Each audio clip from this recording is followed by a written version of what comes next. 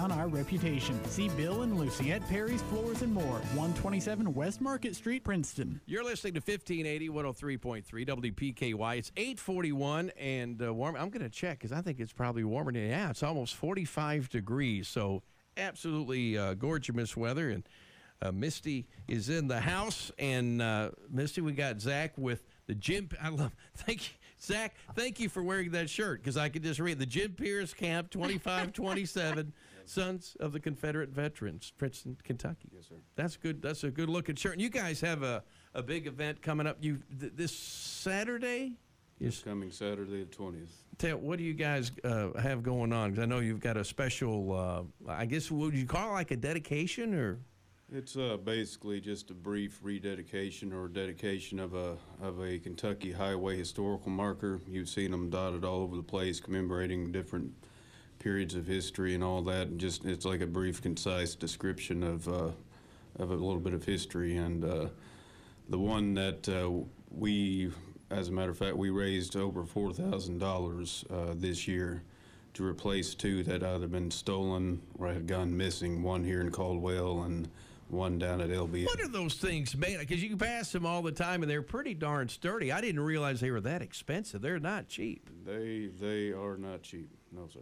I don't know if they're made. Maybe bronze or something. I don't know. That's what I always assumed. They look bronzy. That's a little bit of trivia I might have known at one point. Not today. Our camp adjutant, Ed Georgian from down in Catawba, I'm sure he could tell you all about it. I think it's a type of bronze alloy. Oh, okay. I'm curious why they would go missing.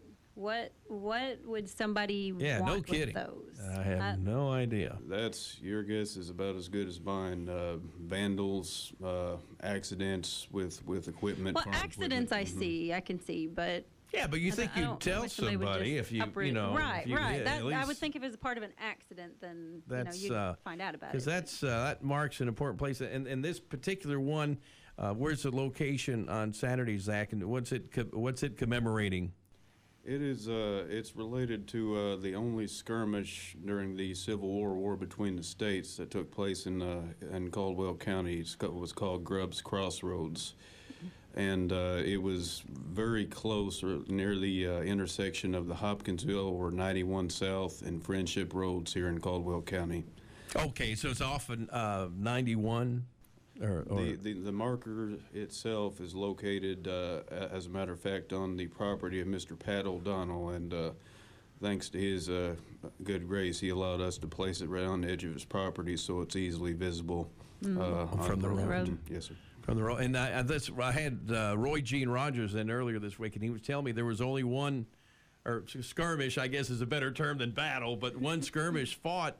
Involving Union and Confederate troops, and I think he mentioned it was Grubb's Crossroads, so that's historically very significant. Sure. It was August the 21st, 1864, so just over 154 years ago. And then what did the Confederates get driven off, and did they? Or I wonder what happened with that deal. It was kind of a little bit of a fiasco. There were some Union troops camped. Well, as a matter of fact, I'm a descendant of the people whose property these Union troops were camped on. They were kind of in the neighborhood stealing corn, horses, and stuff like that. And General Adam R. or Stovepipe Johnson, that was his nickname. That's a whole nother story. But right there, he was an interesting man, originally from Henderson. But Henderson, Kentucky? Yes, sir. Oh, okay. And he had a unit of cavalry with him. They called them partisan rangers. They were raised behind enemy lines here in Kentucky, trying to basically cause trouble for the Yankees. So they were kind of like guerrilla fighters or something, kind of like that, behind the lines. They were regularly enlisted in the Confederate Army, but the Union side called them guerrillas. So that's I got you. Well, when I was in Charleston, South Carolina, they don't call it the Civil War; they call it the War of Northern Aggression. So it depends upon where you're at. Yeah. Okay. War between the states of Southern independence, et cetera, et cetera. But basically, General Johnson and his cavalry knew that they were camped there and kind of engaged in a little surprise attack, and it got kind of confused. And in the melee that followed, General Johnson himself and some people think it was from his own troops in the crossfire. He was blinded. Musket ball went through his eyes, I suppose, and blinded him. Wow. And he was, of course, unable to retreat with his troops. And long story short, he was captured and became a POW, and he was blind the rest of his life following Grubb's Crossroads. Wow. Wow, and That's that some was like trivia. that was the general of the cavalry, right? He Right. was the head Right. guy. He was the commander of the Confederate unit there, the cavalry, or partisan rangers, if you will. Wow. Wow, that's an interesting fact. And how, you may not know this, but I've always wondered this, Misty, because I have trouble being concise. You'll learn that about me sometimes. But how can you even begin to describe all that when you have only, there's only so Right, many like letters you could put on that, on the... 8 by 10, or how big is I it? don't How know. big is the It's- plaque? They I don't remember the exact dimensions on it, but they do a good job of squeezing a lot of pertinent information in a small space. And I've got the text of it right here. If Yeah, well, can you read it? Yeah, And then yeah. this is a dedication. It's a ceremony that's going to be Saturday at what time, Zach? it'll be 2 p.m. Okay. Saturday, October the 20th. But anyways, like I said, it's a real concise little description. It says, Confederate General Adam R. Johnson with 1,700 partisan rangers were in areas seeking recruits and supplies. Learning of Union troops under General E.H. Hobson camped at Grubb's Crossroads, Johnson attacked August 21st, 1864. In the skirmish that followed, Johnson was wounded, losing sight of both eyes. CSA became demoralized and retreated to Paris, Tennessee. Home of the world's biggest fish fry. Yes, I used yes, to work sir. down there. Stomping grounds of Hank Jr. Yeah, Hank Bocephus still lives Right, there, I right. think. Last time I checked, down around maybe it's Paris Landing. I'm not sure, but I don't think I knew that. yeah. Oh, yeah. Well, I probably can't tell all that about Bocephus on there. I think it's Oh, good okay. that they stopped, that they went to Paris, Tennessee. But you all the time, tell me a little bit more about Sons of the Confederate Veterans, because I see you guys, you have some very active members, and you're keeping local history alive, which is important. But can you just kind of summarize what it takes to become involved with your organization and kind of some of the projects? I know this is one of them that you do. Well, in a nutshell, the organization's been around since the year 1896. Originally, it was sort of an auxiliary to the Confederate Veterans Organization itself, called the United Confederate Veterans. The veterans, as they became older and feeble and more disabled, unable to do things themselves, their sons would help them, take them to reunions and things like that. And basically, that's what it came out of. We are the heirs or successors to that. And to become a member of our organization, you have to be a male, lineal, or collateral, like uncle or cousin or whatever. Okay. Descendant. Lineal would be like direct descendant. Just for example, I joined the organization under my 3 times great-grandfather. That's lineal. Okay. Okay. Had to be a Confederate veteran or somebody who served in the Confederate States government in an honorable fashion, in a nutshell. Gotcha. Because the president of the Confederacy was from Kentucky. Yes, sir. He was born down at Fairview in Todd County. They still have that. People ask, what is that, Obley? What is that thing? I go, oh, it's the Jeff Davis monument there. It's right there. That's probably the biggest thing in Fairview. It's hard to miss. It's a lot. There's a lot of history, even though for Kentucky being neutral, I guess officially it was neutral, but I think there were pretty, from what I hear from historians, pretty strong feelings on both sides during that time. It was not an exaggeration, and it could vary town to town, county to county in terms of, or family to family, in allegiances and loyalties and so forth. Kentucky was a very complicated picture during that period. The term Civil War is very applicable for this state, and here in Caldwell, it's split. Not quite down the middle. It was more Confederate in sympathies here locally, but it was a really, really bad time. just that brother against brother and father. And that was Right. literal. Yeah. Right. Here, that was not just a figure of speech. So probably hadn't seen anything like that since the Revolutionary War, where families were divided. Who is this? I'm assuming this is a public event on Saturday, and how, what do we need to let you know we're coming, or do we just show up, or how does that work if somebody's interested in checking it out?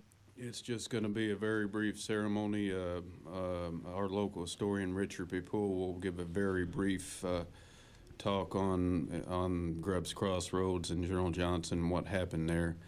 And but yes, it's open to the public. For local residents, it's easy to find there's two plaques or two historical markers sitting right in the very front edge of Mr. Pat O'Donnell's yard on Hopkinsville Road. It's just past the intersection with Friendship Road on Highway 91 South. Oh, okay. So, and that's 2 p.m. Saturday. Yes, sir. I think one thing I'm impressed with about Princeton is the amount of local history that's discussed. Very active historical groups, and the genealogy library is wonderful. I mean, for a town that's an amazing facility. It is an incredible asset, and a lot of people. I think it's underutilized. I've heard or met people from other states coming in just to visit that library. So it's a very very key resource if you're interested in history or your genealogy and so forth. There's a lot of talk, and Misty, you've probably seen these too. There's online sites, and you want to learn about your family ancestry, and that's good to a certain point. But I would think, Zach, there's no substitute. Sometimes everything is not on the internet, or you may want to cross-check some things you see on the internet, and when you can go look at actual documents, that kind of settles it right there. Primary sources, I think, letters and so forth. Mm-hmm. I think those sites are more geared towards someone like me I'm not in the area where I was actually born. Yeah.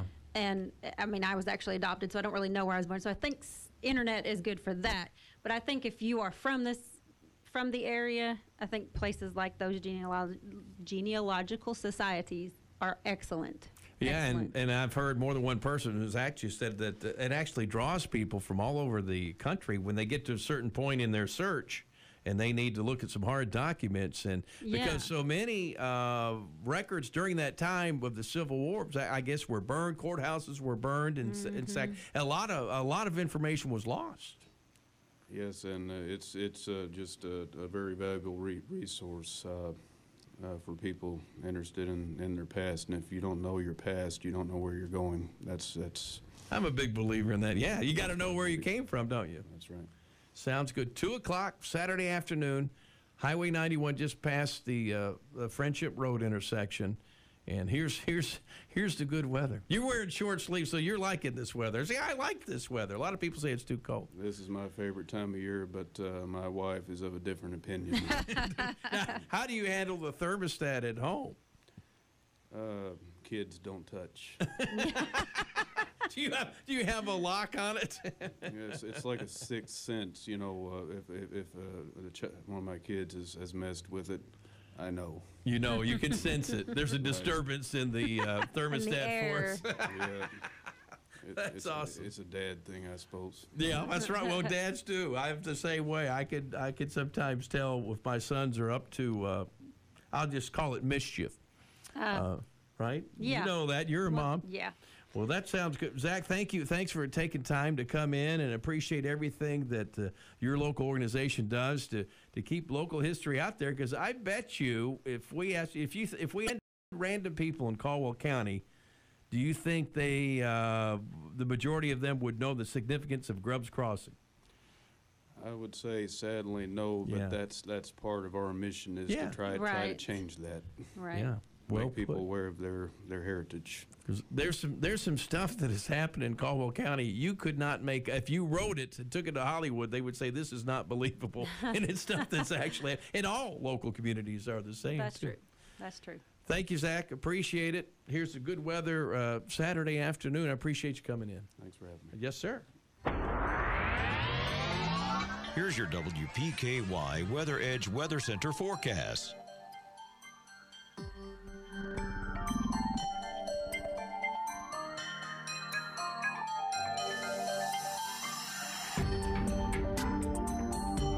Your WPKY Weather Edge weather is calling for sunny skies today. Highs near 60. Look for partly cloudy skies tonight. Remember, areas of frost will happen tomorrow morning, so be ready for that. Mostly clear skies Thursday night, and there is a 50% chance of rain moving into the forecast on Friday, so get your umbrella out. Your WPKY Weather Edge Weather Center forecast is brought to you by Great Wall Chinese Restaurant. Here's a reminder from your Princeton Electric Plant Board. Meter tampering is dangerous. Tampering with an electric meter is not only dangerous, it is dishonest and against the law. Stealing electricity by tampering with an electric meter may result in your arrest and can even risk your life. Tampering with meters results in increased utility bills that everyone has to pay. If you see anyone tampering with an electric meter, call the Princeton Electric Plant Board right away at 270-365-2031. Princeton Electric Plant Board, Princeton's #1 energy source. We see it every day. They cut you off, and they tick you off. It's called road rage. But they're not mad at you. They're mad they overpaid on a used car because they didn't go to Carfax.com. Carfax has a better way. When you search used cars at Carfax.com, you get the most accurate price based on the Carfax report. So you never have to overpay on a used car again. Start your used car search today at Carfax.com. Liberty Mutual Insurance knows you're focusing on the road right now. So